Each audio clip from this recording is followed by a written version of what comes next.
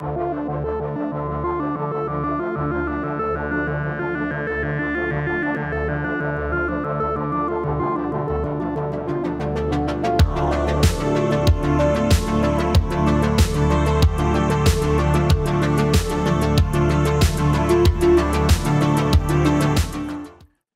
à tous. Merci à tous de vous être connectés pour cette visioconférence de lancement du Challenge Empowering Champagne et de la restitution du travail des étudiants du master de marketing goût et luxe de l'URCA. L'initiative, pour vous présenter l'initiative, qu'est-ce que le hackathon et pourquoi est-ce que nous proposons cet événement? La cuverie, l'UPP, représenté ici par Adrien Ruggiero et Jean-Baptiste Vervi, l'association de Confarming, représentée par Jean-Baptiste Vervi, vous propose donc de participer à ce hackathon en mars prochain. Donc, c'est quand même assez ambitieux dans le contexte actuel sanitaire, parce que c'est vrai que un hackathon, l'idée, c'est de créer une émulation collaborative autour d'un sujet et de sortir dans un temps très court une solution à une problématique. Donc, dans l'idée, normalement, c'est vrai que en présentiel, c'est plus facile. Là, on va faire, ce sera un événement qui sera Covid compatible, on va dire, qui sera donc entièrement en distanciel. Ça ne pose absolument aucun problème. C'est des choses qui sont réalisées aujourd'hui. On l'a vérifié et ça se fait très bien. Voilà, dans l'idée, c'est qu'on commence par une enquête des problématiques existantes de la filière. Et justement, cette enquête a été réalisée par les étudiants. Donc, avant de passer la parole aux étudiants, alors bonjour à tous. Je vois que tout le monde m'entend. Si jamais il y a un problème de son ou autre, n'hésitez pas à le manifester dans le chat. On peut même vous donner la parole dans le chat si jamais vous le souhaitez. Pour pouvoir intervenir. S'il y a une question que vous voulez poser, mais que vous préférez la poser à l'oral, il n'y a pas de problème. Donc, avant de passer la parole aux étudiantes, et en particulier à Valérie Chevalarias qui a suivi cette opération, je voulais passer la parole déjà aux deux autres initiateurs du projet, et donc à Adrien Ruggiero. Donc, peux-tu peut-être nous préciser pourquoi est-ce que finalement l'UPP est intéressé pour un hackathon, pour participer au premier hackathon du vignoble champenois?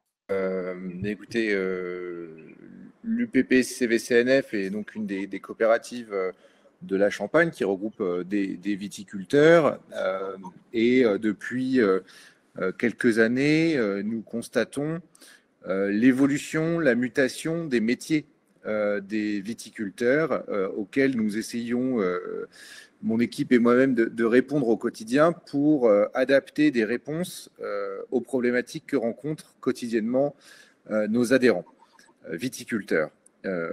Et donc, le projet que tu nous as proposé, Adrien, en venant nous voir, en nous parlant d'un hackathon dans le vignoble champenois, m'a touché dans le sens où il faisait écho aux problématiques que rencontrent nos viticulteurs. Et donc, qui aujourd'hui peut dire, et encore plus dans le contexte actuel, qu'il n'est pas nécessaire de prendre le temps de se poser, d'avoir un petit peu de hauteur pour essayer de comprendre quelles sont les problématiques actuelles que rencontrent nos viticulteurs et de se dire essayons de nous arrêter, de nous poser pour nous projeter dans l'avenir et d'essayer de trouver des solutions collectivement. Et c'était cet aspect également collectif qui m'a beaucoup touché et qui m'a attiré dans ce hackathon que tu nous proposes aujourd'hui.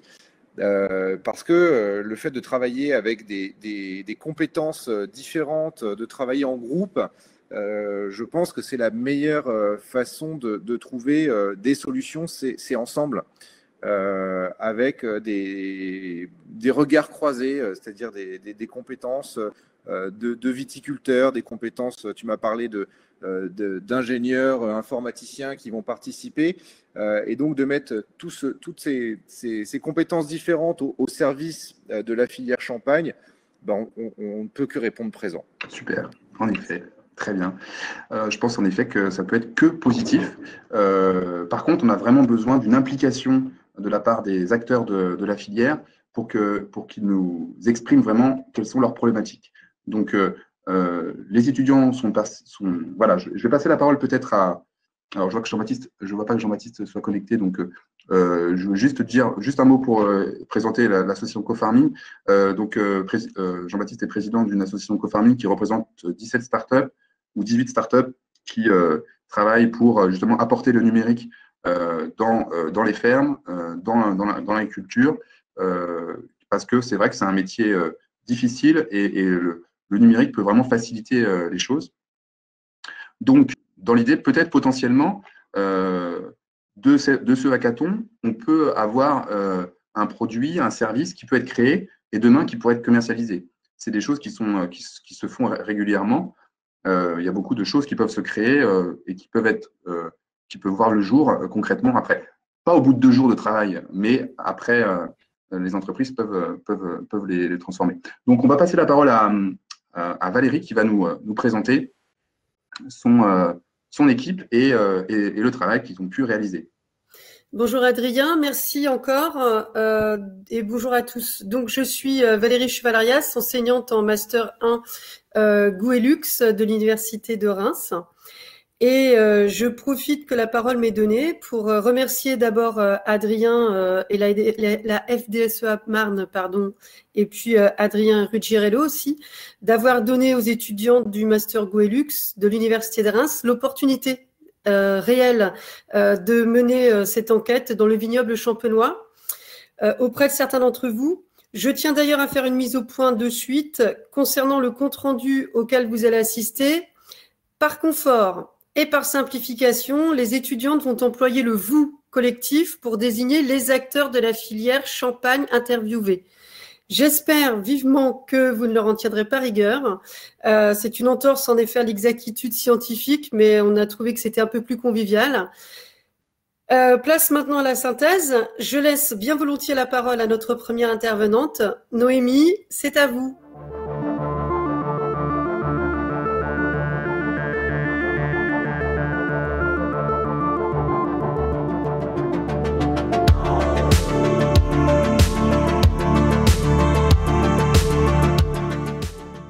De Master Marketing, Goût et Luxe. Je suis très honorée d'être devant vous ce soir pour vous faire la restitution de l'enquête qualitative que nous avons menée auprès de plusieurs répondants. Je tiens d'abord à les remercier pour le temps qu'ils nous ont accordé, car sans eux, ça n'aurait pas été possible. Donc, notre intervention va se diviser en plusieurs parties. Donc, nous allons avoir la première partie viticulture sur laquelle je vais intervenir. Ensuite, il y aura la deuxième partie sur la commercialisation, une troisième partie sur l'œnotourisme, bien évidemment l'actualité avec cette année 2020 qui a été assez particulière, et nous terminerons avec une partie dédiée totalement sur le numérique. Donc, nous allons commencer avec la partie sur la culture de la vigne. Donc, comment la digitalisation et le développement durable impactent-ils votre travail ? Dans le cadre de la viticulture, la majorité d'entre vous nous ont expliqué qu'ils percevaient l'enjeu environnemental comme étant l'enjeu principal du vignoble champenois aujourd'hui. Vous nous avez fait comprendre que l'objectif était de travailler la vigne avec de bonnes pratiques, respectueuses de l'environnement, et ce, tout au long de l'année. Vous nous avez fait aussi entendre que le développement durable était alors une nécessité. C'est pourquoi la conversion environnementale est essentielle pour le bon développement de la filière, puisqu'elle permet de répondre de la meilleure des façons possibles, tout d'abord à des attentes environnementales, mais aussi aux nouvelles attentes sociétales. Selon vous, l'utilisation d'intrants et de produits phytosanitaires dans les vignes est à limiter puisqu'elle provoque de nombreux soucis pour notre santé humaine, mais également pour la préservation de la biodiversité. L'enjeu se porte alors sur le fait de produire mieux avec moins de produits chimiques. Une problématique principale ressort alors de cet enjeu environnemental. Quelles sont les techniques à aborder afin de travailler la vigne d'une façon plus respectueuse de l'environnement? Beaucoup d'entre vous ont par ailleurs expliqué que ne plus traiter la vigne aujourd'hui en Champagne était tout simplement impossible, face à nos conditions climatiques qui sont rudes et qui permettent l'apparition de champignons néfastes donc pour la viticulture. D'autant plus que nous avons aussi pu remarquer lors de notre enquête que certaines pratiques faisaient encore débat. En effet, certains d'entre vous ont évoqué une propagande du bio, pensant que cette dernière pouvait tuer les sols avec ses traitements, notamment au cuivre, et que ce n'était pas forcément en adéquation avec l'enjeu environnemental actuel. Et pourtant, cette certification est celle qui parle le plus aux consommateurs. D'autres encore estiment que le niveau HVE, donc haute valeur environnementale, n'est plus suffisant pour un produit aussi prestigieux que le champagne. Alors, comment trouver le bon équilibre entre les différentes pratiques viticoles et l'enjeu environnemental afin de satisfaire notre objectif commun? Objectif commun, par ailleurs, que je rappelle, être la Champagne 100% certifiée d'ici 2030. Mais la crise de la Covid-19 que nous avons vécue et que nous vivons encore freine les pratiques qui sont notamment coûteuses. Donc, comment atteindre cet objectif aujourd'hui étant donné le contexte actuel? Tout ceci nous amène à nous intéresser tout particulièrement aux certifications, car elles font partie des alternatives trouvées face à ces enjeux environnementaux. Mais c'est également une réponse aux attentes sociétales, comme je le disais. Le consommateur aime de plus en plus être informé et il veut consommer des produits de qualité. Ces certifications sont définies par un cahier des charges précis et permettent d'obtenir une traçabilité sur le produit champenois. La traçabilité des produits est donc essentielle aujourd'hui pour le consommateur. Comme vous le savez, en Champagne, il en existe 3 principales, donc la haute valeur environnementale, la viticulture biologique et la viticulture durable en Champagne. Certains d'entre vous estiment qu'il devrait même y avoir des normes internationales dans les pratiques viticoles, voire même à la limite au niveau européen, afin que tous les vignobles soient sur un même pied d'égalité, afin d'éviter la concurrence jugée déloyale des eaux de vin effervescents qui, eux, sont en pleine croissance. Les certifications dont nous vous avons parlé sont de plus en plus répandues. Néanmoins, quelques-uns d'entre vous estiment que la Champagne a pris du retard sur cette conversion environnementale. Monsieur Pfaff a par ailleurs fait part de son souhait de voir la viticulture durable inscrite dans le cahier des charges du produit champenois. La question se pose alors, les certifications apportent-elles une réelle valeur au produit dans l'esprit du consommateur? Sont-ils assez informés des pratiques menées par la filière? Le développement durable en Champagne impose de nombreux changements aux acteurs de la filière. Cela implique un changement de pratique et également des certifications coûteuses. Lors de notre enquête, M. Blin nous a exprimé que le retour aux pratiques mécaniques utilisées il y a plusieurs décennies par nos grands-parents, comme les charrues par exemple, dérangeait le personnel car elles nuisent à leur confort. En effet, circuler dans des vignes où la terre a été retournée par les charrues, où le chariot ne peut plus facilement circuler, ce qui complique un petit peu les tâches, c'est moins pratique pour eux, c'est moins confortable. Et donc cela provoquerait des difficultés de recrutement. Comment continuer à convaincre les personnes à postuler aujourd'hui dans le travail viticole et comment allier confort du personnel et pratiques environnementales? Ces pratiques nécessitent également des investissements matériels coûteux, parfois difficiles à amortir, notamment à cause des surfaces très atomisées qu'on connaît en Champagne, qui nécessitent en plus des déplacements pendant le temps de travail. C'est également un temps de travail qui va se multiplier. Par exemple, s'il pleut après le passage d'un traitement au cuivre, il faut repasser car cela aura été lessivé. Ou encore, l'enherbement nécessite des passages de tonnes fréquents et va devenir légitime puisqu'en 2025, il n'y aura plus de désherbant. Un nouveau paradoxe apparaît alors, ces pratiques demandant plus de passages dans les vignes et donc pour certaines tâches vont engendrer une empreinte carbone plus élevée. Comment s'assurer alors de l'efficacité de notre travail? De plus, Certains d'entre vous s'inquiètent au niveau des rendements qui pourraient baisser face à ces nouvelles pratiques. En effet, ces dernières années, nous avons déjà pu remarquer une baisse des rendements, mais néanmoins, avec les problèmes de surstock que la Champagne rencontre encore plus maintenant avec le Covid, n'est-ce pas une solution? Enfin, plusieurs répondants nous ont expliqué que le frein humain était très difficile à gérer. En effet, plusieurs méthodes sont encore pratiquées en Champagne, bien que la finalité soit la même, obtenir une filière certifiée 100% en 2030. Donc, comment faire pour convaincre tous nos vignerons de se convertir rapidement à l'enjeu environnemental? Nous l'avons évoqué, les coûts engendrés par les changements de pratiques ne peuvent pas toujours être amortis selon les exploitations, ce qui peut être un frein à la conversion. Monsieur Febvre nous a expliqué lors des entretiens que les vignerons se retrouvent alors face à un métier passionnant mais débordant, dans lequel l'appréhension de la performance est présente.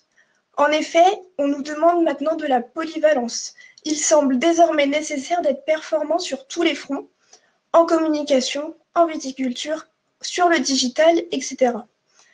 Parmi les répondants, d'autres ont également évoqué leurs craintes concernant de nouvelles potentielles normes à laquelle ils pourraient faire face et à laquelle ils devraient s'adapter.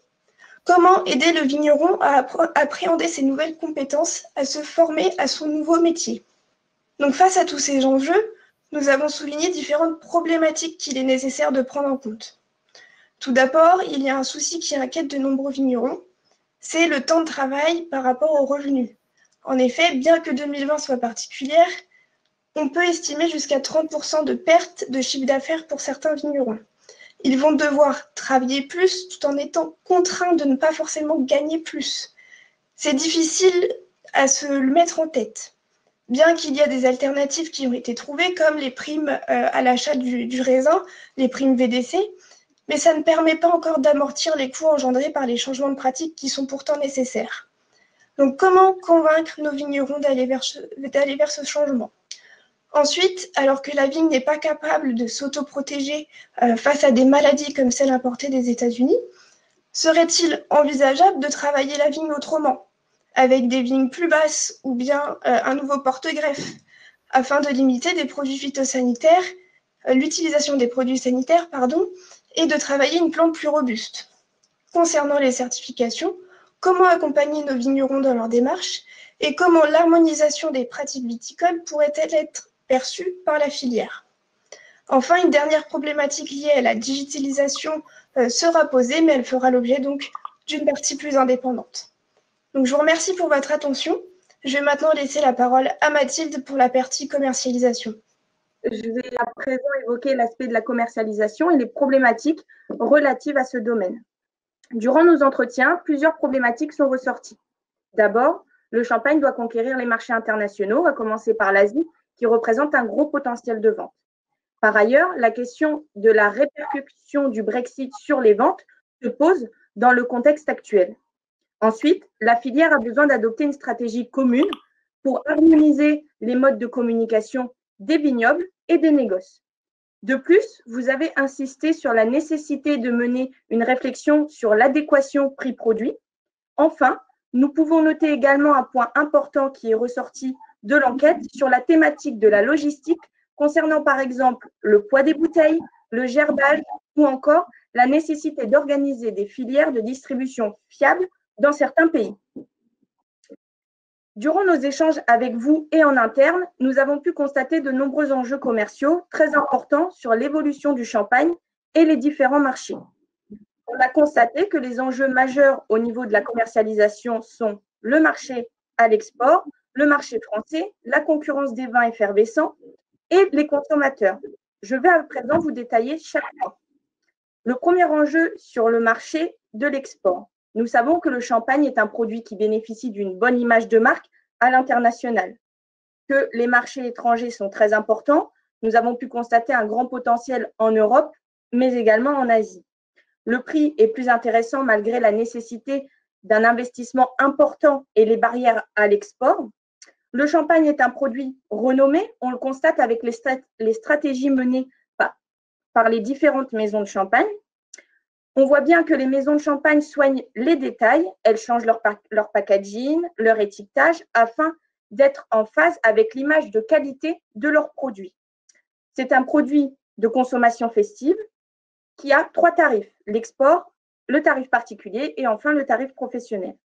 À l'export, comme en France, nous savons que la consommation de champagne est très influencée par certains événements.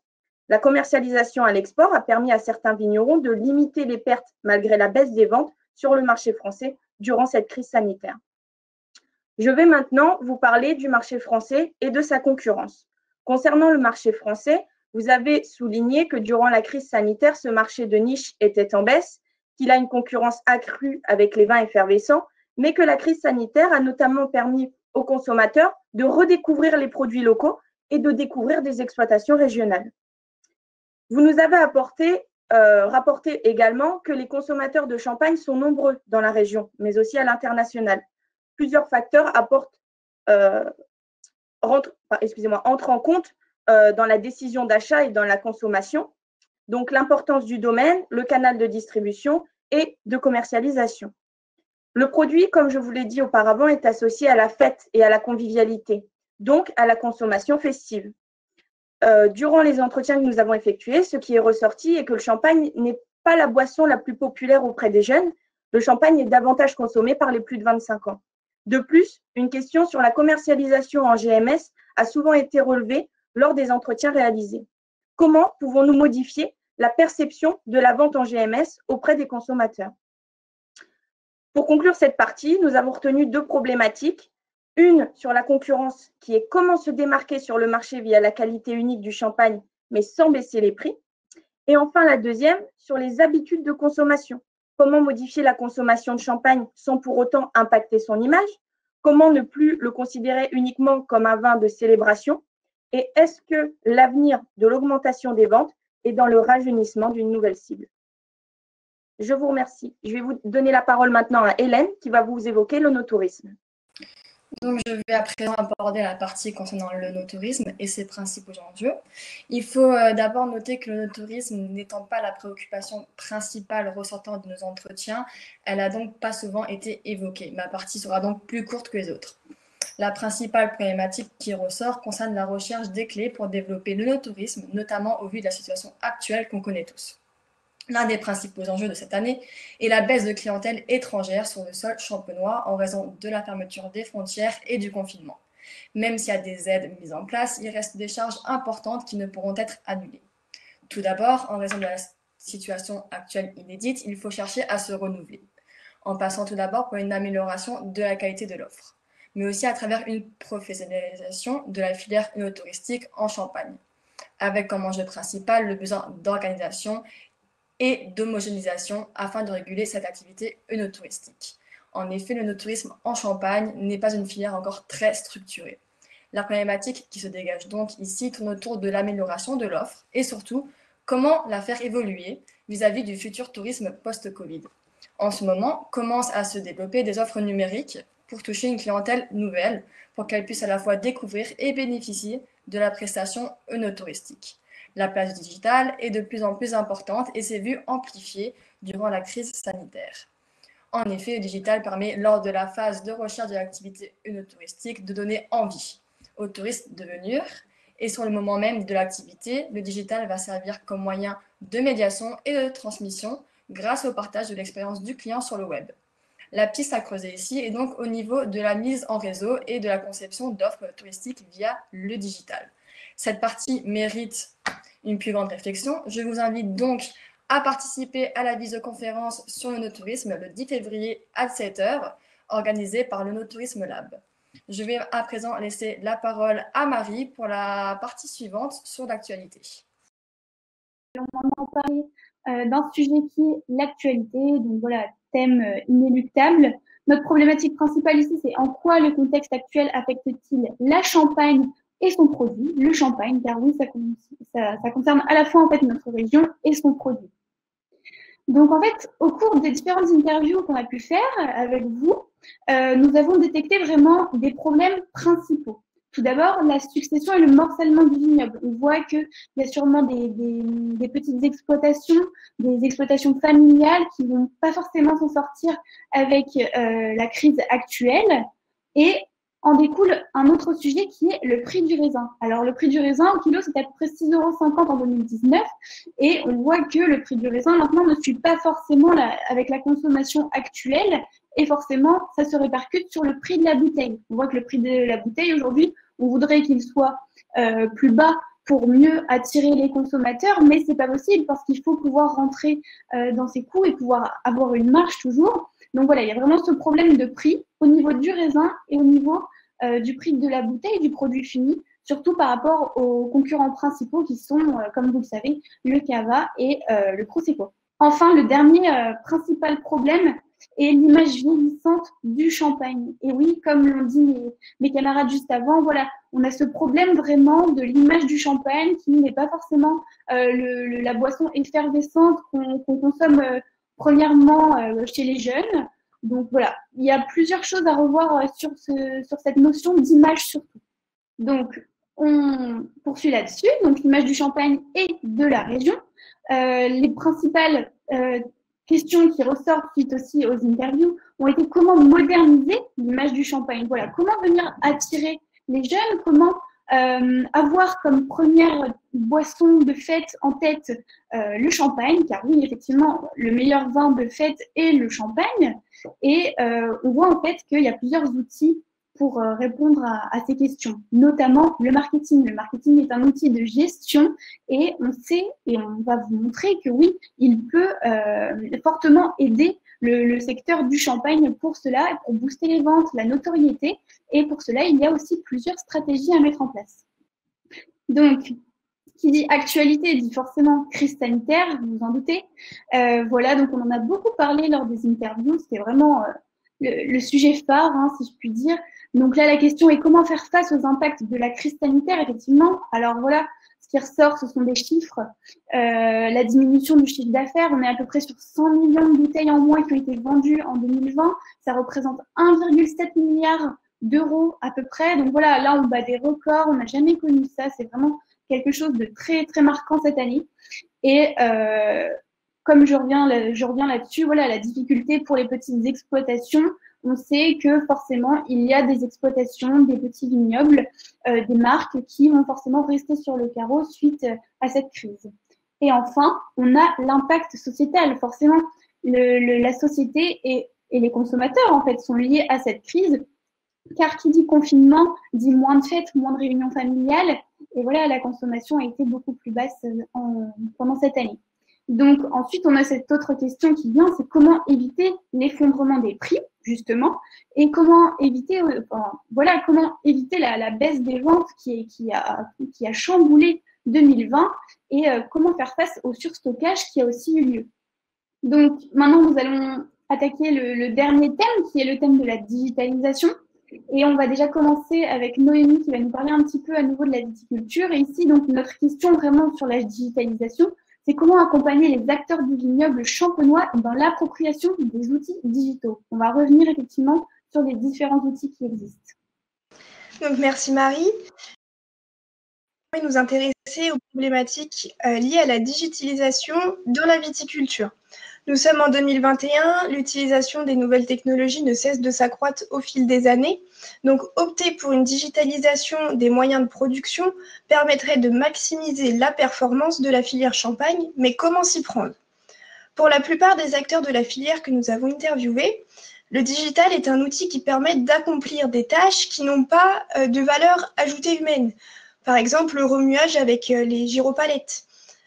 Pourtant, cela provoque encore des débats. Si on prend l'exemple de la machine à vendanger, donc qui est utilisée dans d'autres vignobles de France, mais pas en Champagne, pour certains, son emploi nécessite encore un savoir-faire et une réflexion humaine qui est indispensable et qui est propre aux produits champenois. De plus, selon certains d'entre vous, il peut être intéressant de tester de nouvelles technologies, voire d'investir. Cependant, comment les utiliser ? Et comment permettre une meilleure appropriation des outils digitaux dans la viticulture? Plusieurs d'entre vous estiment qu'il doit être fait pour simplifier au maximum votre métier. Tous les vignerons n'ont pas la même facilité dans l'utilisation de ces nouvelles techniques, car déjà elles sont coûteuses et elles nécessitent une certaine connaissance. Il faut s'y former. Donc selon vos réponses, Nous avons également la traçabilité et la captation de données qui sont des technologies innovantes dans lesquelles beaucoup d'entre vous se projettent. Comment les améliorer et en quoi sont-elles vraiment pertinentes? La robotique est elle aussi une alternative révolutionnaire dans le monde viticole, qu'il s'agisse de robots, de drones. Cependant, les robots nécessitent encore l'intervention humaine pour le transporter notamment. Il ne peut pas encore rouler sur la route comme une voiture ou pour le contrôler, même à distance avec son smartphone, il y a une intervention humaine minime qu'elle soit. Est-il alors envisageable de démocratiser un peu plus cette robotisation, cette automatisation, et que faire pour la rendre possible? Donc le digital peut avoir un grand avenir dans le travail de la vigne, car il peut le simplifier, il peut l'optimiser, mais de manière générale, vous nous avez tous évoqué le fait que les outils digitaux représentent un coût conséquent, et ils ne sont donc pas accessibles à tous.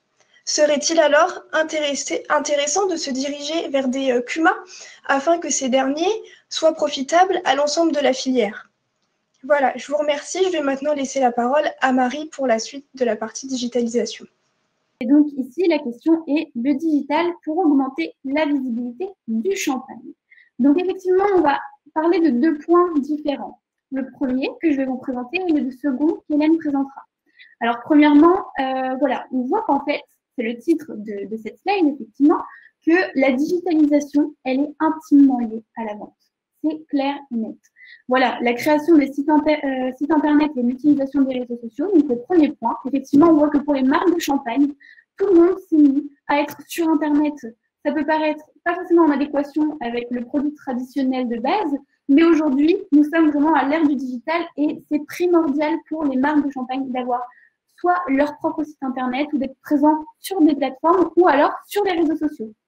Car oui, les réseaux sociaux sont aujourd'hui une vitrine incroyable pour les marques de champagne, que ce soit pour gagner en visibilité, notoriété ou pour faire aussi augmenter les ventes, même si c'est pas forcément possible de vendre des bouteilles de champagne via les réseaux sociaux pour l'instant. Voilà, c'est un petit peu compliqué, mais en tout cas, ça nous rapproche aussi, ça donne une proximité avec les consommateurs. Et qui dit consommateurs et réseaux sociaux dit aussi jeune public. Donc, c'est aussi lié avec l'image du champagne qui est vieillissante et les réseaux sociaux aussi peuvent permettre de rebooster, un peu de redynamiser ce créneau en fait. Voilà. Donc maintenant, je laisse Hélène décrire le second point. Donc, il faut noter qu'aujourd'hui, les outils numériques sont d'une très grande aide dans le domaine du marketing et de la communication, notamment au niveau de la gestion des données numériques. Dans un premier temps, ces données permettent de mieux cibler les consommateurs, que cela soit sur le marché français ou bien le marché étranger. Puis, elles permettent d'adapter l'offre et la communication en fonction du consommateur ciblé. Cela se faisant via la collecte des données et leur stockage pour par la suite pouvoir les analyser et les utiliser. Mais ici, l'enjeu, c'est de comment permettre l'efficacité et la bonne maîtrise de ces outils numériques. Pour conclure cette partie sur le digital, aujourd'hui, le domaine des vins et spiritueux est un domaine qui doit réussir à s'adapter et à utiliser les nouvelles technologies pour maintenir une qualité de produit inégalée, car le plus important est de démontrer la capacité du vignoble champenois à suivre le rythme. Nous avons donc fini de présenter nos différentes parties. Je vais donc laisser Mathilde avec la conclusion. Durant ce projet, plusieurs problématiques ont été soulevées. Nous avons également constaté que certains problèmes sont communs. L'objectif était de les identifier, de les communiquer et enfin d'ouvrir une réflexion afin de trouver des solutions lors du hackathon du 12 et 13 mars prochain. Nous tenons à remercier l'ensemble des participants, les partenaires, les interviewés et les organisateurs sans qui cet événement n'aurait pas pu être réalisable. Merci à vous tous pour votre attention.